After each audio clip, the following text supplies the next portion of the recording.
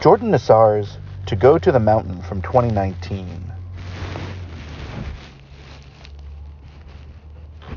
is one of those works that I've encountered online that has just blown me away with all of the connections to the history of the art that I've looked at through this podcast. And it's hand-embroidered cotton on canvas, so it's basically triple stitched. But what it looks like is amazing. It's a series of splotches of colors. So the embroidery thread is of some muted greens, some muted blues, some very vivid reds, oranges, and yellows. But they're placed in sort of to give the illusion of distance to a degree. But it's really more of a flat presentation. It's much more like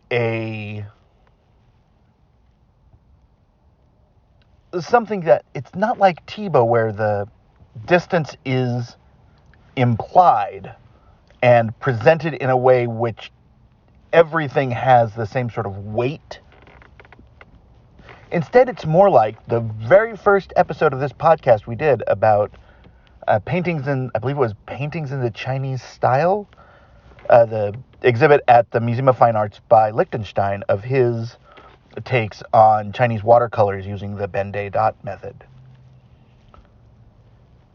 And here, it is clearly something that is embroidered. And when you go in, you see the diamond patterns that sort of form the major scaffolding of this work.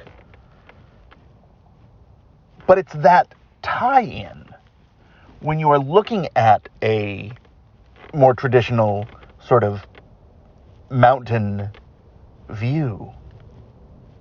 But at the same time, it 100% feels abstracted. And working in embroidery is magnificent. There's always the argument about the difference between arts and crafts. And I believe it does exist to a degree. But it is 100% possible for something that is overall viewed as a craft to also be an art.